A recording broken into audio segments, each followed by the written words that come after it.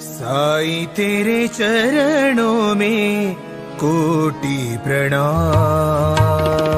साईं तेरे चरणों में कोटि प्रणाम। साईं तेरे चरणों में कोटि प्रणाम। साईं तेरे चरणों में कोटि प्रणाम। शरण में ले लो साईं प्रभो। शरण में ले लो साईं प्रभो। शरण में ले लो साईं प्रभो। शरण में ले लो साईं प्रभो। नमस्कार। प्रारंभ करो, जारी रखो, एक ही विचारधारा और महत्वपूर्ण विचारधारा। ये विचारधारा साईं बाबा की नगरी से है। साईं बाबा ने अपने भक्तों को जो आशीर्वाद दिया, उनके जीवन में जो भी समस्या आई, ज़्यादा पुराना समय नहीं है, अंग्रेजों का समय था। देश 47 को आज़ाद हुआ, लेकिन 1918 में बाबा ने समाधि ली। शिरडी के साईं बाबा ने अपने जीवन में बहुत चैतन्य का जो एक नया दौर लाया। वो एक ऊर्जा का दौर था, वो एक शक्ति का दौर था।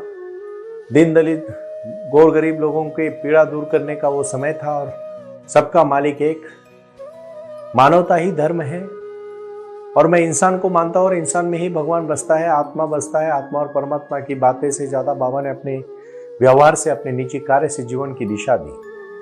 और इसी को जीवन में साक्षात्कार पाके मैं खुद एडवोकेट डॉक्टर सुनील नाना साहिब कर पे अपने जीवन को समर्पित करते हुए साईं के चरण में लीन हुआ।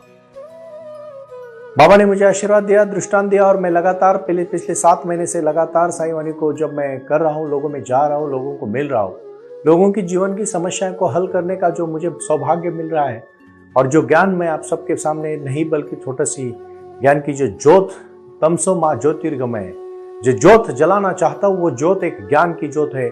कर्म योग की, ध्यान योग की, भक्ति योग की, शक्ति योग की, और सबसे महत्वपूर्ण है जीवन में अपने विचारों की योग की, विचार योग। ये नया शक्ति का दौर अब आने वाला है। विश्व में 210 के ऊपर 201 से लेकर 204 तक अभी नए नए और कुछ कंट्रीज बन रही है। जो खंड है, जो 7 प्रमुख महाद्वीप है, और इन सब विश्व के पूरे जहां धरती में जहां जहां जीव जंतु है, वहां तक साईं का जागर हो रहा है, साईं का विचार जा रहा है, साईं वाणी घूम रही है। मुझे खुशी इस बात की है कि बाबा ने जो भी जीवित मात्र को संदेश दिया, वो संदेश अपने जीवन में लक्ष्य को पाने का संदेश है। जीवन में कुछ कर गुजरने के लिए मौसम नहीं, मन चाहिए। कुछ चंद शब्द है भाई और बहनों, जो आपके जीवन में क्रांति लाएंगे। शब्द ही लोगों को खड़ा कर देते हैं, और शब्द भी लोगों को लड़ने के लिए प्रेरित करते हैं। और इसीलिए छत्रपति शिवाजी महाराज जी ने हिंदवी स्वराज्य की स्थापना की।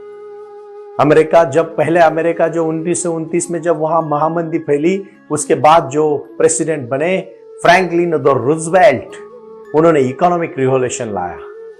काला गोरा जो ब्लैक फाइट का जो वहां का मसला था, शीत युद्ध के माध्यम से अब्राहम लिंकन जी ने समाप्त किया। भारत को आजाद करने के लिए कितने सारे लोगों ने अपने प्राणों की आहुति दी, लेकिन महात्मा जी ने उसका नेतृत्व किया। मैं लगातार आपको कहना चाहता हूं, आज मैं जीवन की बहुत अहम पंचसूत्री कहने जा रहा हूं, जो पंचसूत्री को अपने निजी जीवन में आत्मसात करना ही है, और वो आपका लक्ष्य होना चाहिए। यह लक्ष्य होगा तो भी मजा आएगी। लोगों को पता नहीं चलता कि कैसे जीना है, किस तरह से जीना है, क्यों जीना है। खासकर लोग तो सिर्फ मरते नहीं, इसीलिए जीते हैं कुछ लोग। भारत के बारे में मैं कुछ गलत ना कहूं, कोई हक नहीं मुझे मेरे इतने महान देश के बारे में कुछ गलत शब्द बोलने का, लेकिन मुझे हक जरूर है जो लोग गलत व्यवहार करते हैं उनके बारे में बोलने का। आज क्यों आप अपनी शक्ति व्यर्थ कर रहे हो? कॉलेज के बाहर जाने के बाद हुक्का पार्टी से लेकर ड्रेव पार्टी तक की जो तरुण, जो युवक युवतियां हैं, अपनी शक्ति को बर्बाद करने का जो कार्य कर रहे हैं ना, वो बहुत बुरा कार्य कर रहे हैं। क्यों जापान आगे गया? क्यों चाइना ने इतनी कम समय में तरक्की की?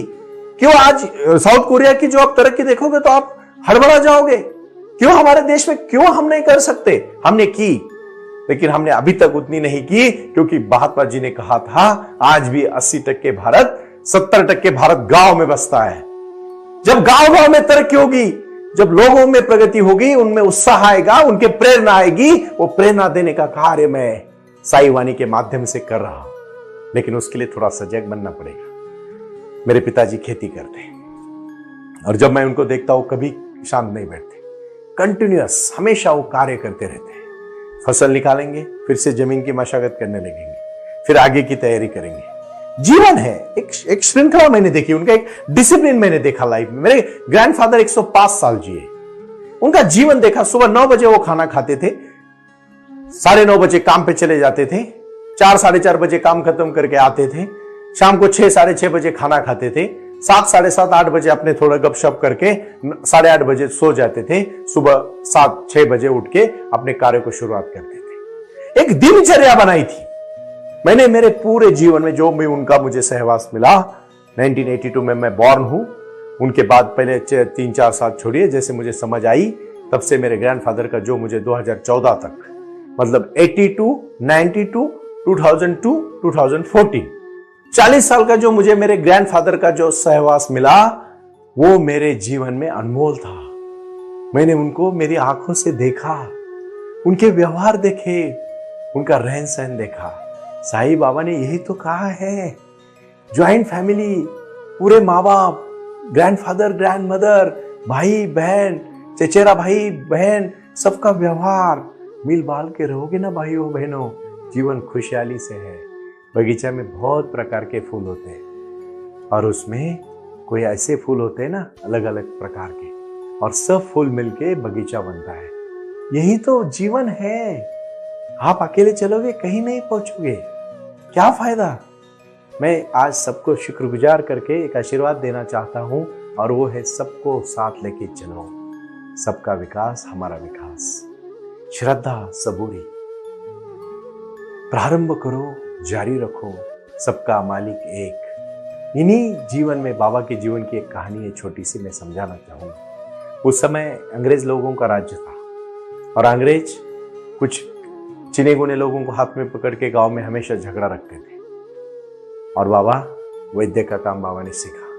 बाबा ने बहुत काम चमत्कार किए। बाप अगर ये चमत्कार नहीं होता, बाबा कहते हैं कि जो शिस्त, जो जीवन आप जियोगे उसका फल आपको मिलने वाला है। जो जीवन जीने की कला, शास्त्रोक्त माध्यम से मैं एक बहुत विचारों के साथ कहना चाहता हूं भाइयों, कि आपको वही फल मिलेगा जो आप बोओगे। लेकिन बोना क्या है, उसकी अकल तभी आएगी जब श्रद्धा से भक्ति करोगे। करो भक्ति, हर एक की शक्ति है, ध्यान की शक्ति है, अग्नि की शक्ति है, पानी की शक्ति है, जल वायु की शक्ति है। मान लो हवा दिखती है क्या, लेकिन हवा नहीं क्या। अभी कोई आंधा आदमी अगर आएगा और बोलेगा प्रकाश दिखाओ, कैसे दिखाओगे उसको, वो आंधा है। उसको प्रकाश महसूस करना पड़ेगा और उसके लिए आंखें चाहिए। ध्यान की भी शक्ति है, हमारी नजर वहां तक पहुंचती नहीं है, और उसको जानने के लिए हमें पहले क्रिया और साई योग को करना पड़ेगा। मैं मेरे निजी जीवन में आपको एक बात कहना चाहता हूं। साई बाबा ने वही कहा है, जो बोओगे वही उगने वाला है। फिर अच्छा बो, अच्छा उगेगा, नहीं तो फिर कुछ भी नहीं उगेगा। कुछ घर गुजरने के लिए मौसम नहीं मन चाहिए, साधन तो जुट जाएंगे, संकल्प का धन चाहिए। और संकल्प है विचार, संकल्प है शक्ति, संकल्प है भक्ति, संकल्प है मार्ग, संकल्प है जीवन, संकल्प है लक्ष्य। बिना लक्ष्य के दौड़ोगे कहीं भी नहीं पहुंचोगे। और पहला लक्ष्य होना चाहिए, मैं मेरी खुद की प्रगति करूंगा। दूसरा लक्ष्य होना चाहिए, मैं अपनों का ख्याल करूंगा। तीसरा लक्ष्य रहना चाहिए, मैं राष्ट्र के बारे में सकारात्मक सोचूंगा। चौथा लक्ष्य होना चाहिए, मैं भाईचारे में रहूंगा। पांचवा लक्ष्य होना चाहिए, मैं क्रोध को पूरी तरह से समाप्त करूंगा। छठवां लक्ष्य होना चाहिए, मैं किसी भी इंद्रिय के सुख के पीछे इतना नहीं भागूंगा जो अननेसेसरी जरूरी नहीं है। छठवां सुख मांगना पड़ेगा कि हे बाबा मुझे इतनी शक्ति देना, साई इतना दीजिए, जामे कुटुंब समाए, मैं भी भूखा ना सोऊं, साधु भी भूखा ना जाए। क्या है बड़ा लक्ष्य? अपनी क्षमता को पूरी तरह से यूज करो, यूटिलाइज करो अपनी क्षमता को, मजा आएगा। जीवन जीने की तो कला है, अध्यात्म कहीं बाहर नहीं है, आपके अंदर जाओ। मैं छोटी सी कहानी कहना चाहूंगा।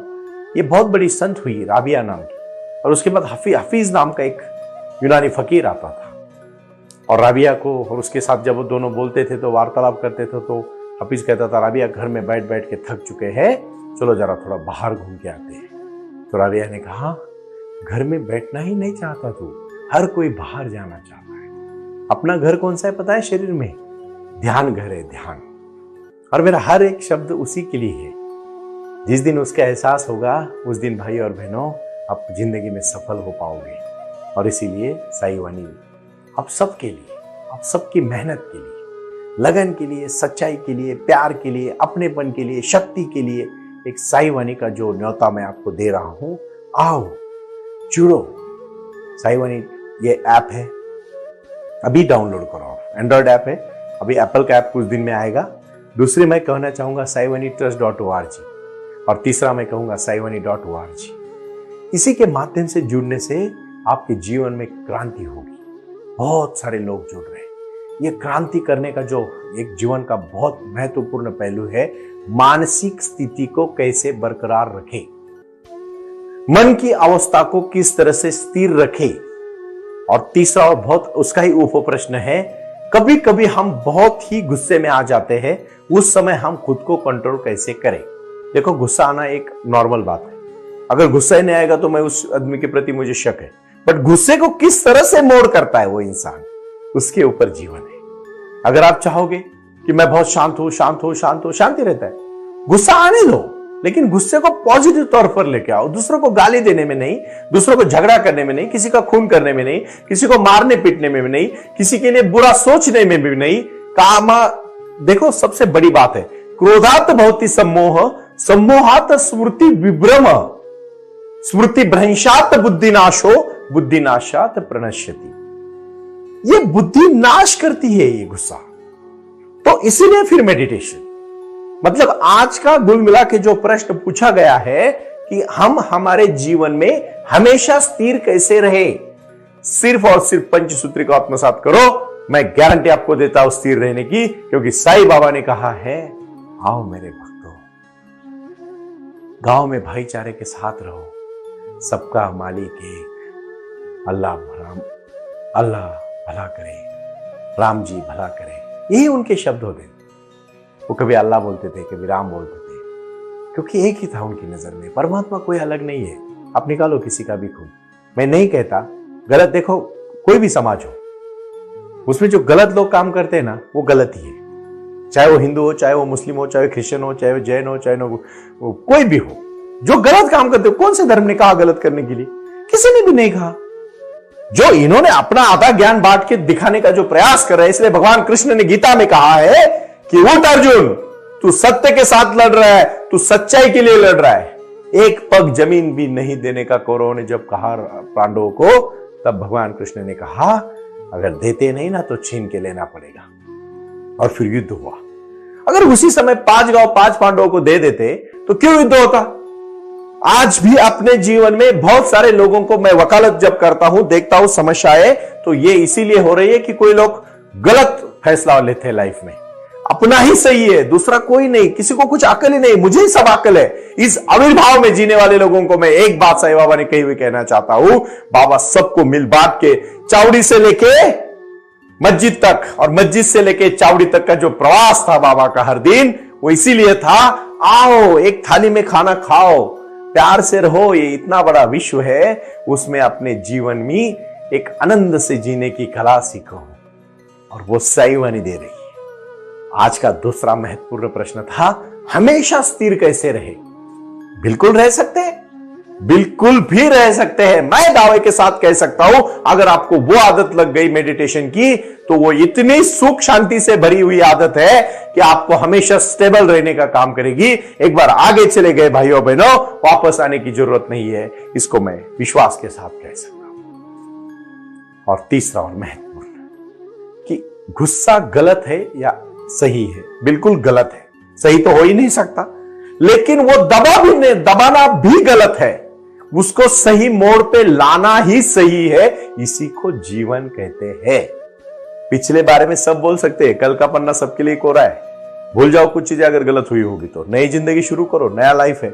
अरे जिस दिन जागे उस दिन सवेरा, गौतम बुद्ध ने अपने जीवन में कहा, जिस दिन जागे उस दिन सवेरा हुआ। अर्जुन ने भी कहा, मुझे युद्ध के मेन मैदान पे लेके चलो, मुझे देखने दो पहले मेरे दुश्मन कौन है। आज मैं आपको कहता हूं, आपके दुश्मन जानो भाई और बहनों, 6 दुश्मन मेन है, उसके अगर कोई दुश्मन नहीं है। काम पहला दुश्मन है, क्रोध दूसरा दुश्मन है, लोभ मुझे ही चाहिए तीसरा दुश्मन है, अहंकार मैं बहुत बड़ा हो गया चौथा दुश्मन है, ग्रीड लालच पांचवा दुश्मन है। काम क्रोध मद मत्सर लोभ अहंकार, ये षडविकारों को पहले समझो और फिर अपना अर्जुन जगा करो। भगवान कृष्ण साथ देंगे, साईं बाबा आशीर्वाद देंगे और मैं आपके साथ में हूं। ओम साई राम, प्रणाम। ओम साई राम। प्रारंभ करो, जारी रखो। इसी विचारधारा से साई वाणी का प्रारंभ हुआ। शिरडी के साई बाबा का आशीर्वाद पाके खुद अपने जीवन में एडवोकेट डॉक्टर सुनील नाना साहेब करपेजे ने साई वाणी के इस कार्यक्रम को प्रारंभ करते हुए 21वीं सदी को सही में साई बाबा के आशीर्वाद से लोगों के जीवन में बदलाव एवं खुशियां लाने के लिए साई वाणी का प्रारंभ किया। लगातार लोग साई वाणी को सुनते आ रहे हैं। साई कृपा जो साई ध्यान से जुड़ी हुई है, क्योंकि मेडिटेशन ही एक ऐसी शक्ति है जो जीवन में क्रांति ला सकती है, बदलाव ला सकती है और खुशियां दे सकती है। लेकिन उसके लिए प्राणायाम बहुत महत्वपूर्ण है और अपने संकल्प के प्रति अडिग रहकर उन्होंने प्राणायाम की श्रृंखला को अपनी शक्ति से जोड़ा और उसको साई क्रिया के माध्यम से साई ध्यान के प्रति वो लगातार लेके चले गए। इन सब क्षेत्रों के लिए एक ऐसा परिक्षेत्र होना चाहिए जहां लोग आए और रुके। शिरडी में साई बाबा के समाधि के आशीर्वाद के बाद उनको ज्ञान और ध्यान दोनों की शक्ति देने का प्रयास किया जा रहा है। इसीलिए साईं बाबा की 65 फुट हिंदुस्तान की सबसे बड़ी प्रतिमा बनाकर वहां बाबा का मेडिटेशन सेंटर खोला गया है। साई आंगन इस नाम से यह जाना जाता है। देऊळगाव गाड़ा, तालुका दौंड, जिला पुणे, यहाँ साई आंगन की और बारामती क्षेत्र में साई आंगन में इसी क्षेत्र की निर्मित करते हुए उन्होंने यहाँ निजी व्यवस्था के साथ बच्चों के लिए गुरुकुल सिस्टम का इंग्लिश माध्यम का स्कूल, जहाँ बच्चे पढ़े और जहाँ बच्चे गुरुकुल में रहकर गुरुकुल के माध्यम से गुरुर ब्रह्मा गुरुर विष्णु गुरुर देवो महेश्वरा